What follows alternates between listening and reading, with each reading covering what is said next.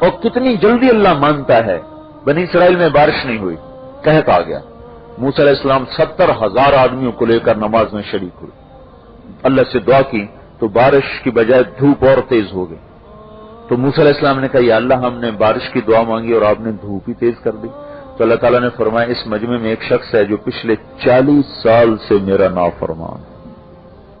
اس کی نافرمانی ایسی ہے کہ آپ کی دعا بھی اٹک گئی ہے. تو میں یہ قسم کھا کے کہہ سکتا ہوں کہ پوری دنیا میں حضور صلی اللہ علیہ وسلم کی امت میں ایک فرد بھی ایسا نہیں ہوگا.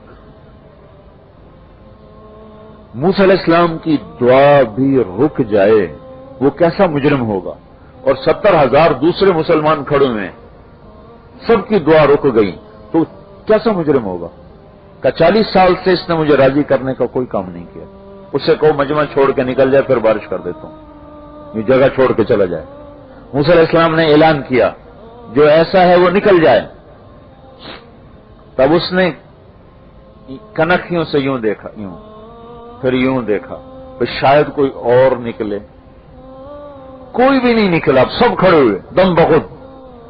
اب یہ صاحب معاملہ کہنے لگا دل ہی دل میں لو خرجت ففضحت نفسی، اب اگر باہر نکلوں تو ذلیل ہو جاؤں، اور اگر کھڑا رہوں تو بارش نہ ہو تو کیا کروں.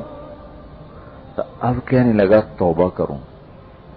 تو اب آپ اس بات پہ غور فرمائیں کہ یہ توبہ نمبر 2 قسم کی توبہ ہے، نمبر 1 توبہ نہیں. نمبر 1 توبہ ہوتی ہے اللہ کی محبت میں کرنا، اور یہ توبہ ہے کہ یا اللہ میری عزت بچ جائے اس لیے توبہ کہ میری عزت بچ جائے. تو اصل جو سبب بنا وہ بےعزتی بنا. اصل سبب اللہ نہیں بنا کہ میں اللہ سے شرما کے توبہ کروں. اصل سبب یہ بن گیا کہ میری بےعزتی ہو رہی، میری بےعزتی نہ ہو. اس کے باوجود کہ توبہ نمبر 2 قسم کی ہے، اللہ کا معاملہ کیا ہوا. اس نے کہا یا اللہ عصیتک 40 سنۃ فامہلتنی جئتک تائبا فاقبلنی. میرے مولا 40 سال تیری نافرمانی کی، تو مجھے چھپاتا رہا.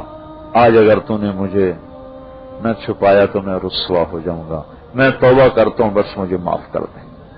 یہ کہنا تھا کہ ہوا بدل گئی، گھٹا اٹھی، گھنگھور اور بارش ہوئی موسلادھار. اللہ تعالیٰ کی بارگاہ میں موسیٰ علیہ السلام نے کہا یا اللہ نکلا تو کوئی ہے نہیں، بارش کیسے ہوگی. تو اللہ تعالیٰ نے فرمایا جس کی وجہ سے روکی تھی اسی کی وجہ سے ہو گئی. اتنی جلدی بھی کوئی صلح کرتا ہے؟ سگے بھائی چھوڑو، باپ بیٹا چھوڑو، میاں بیوی چھوڑو، ماں بیٹا جو سب سے حساس رشتہ ہے، ان میں بھی کوئی چکشک ہو جائے تو گھنٹوں ایک دوسرے سے بولتے نہیں.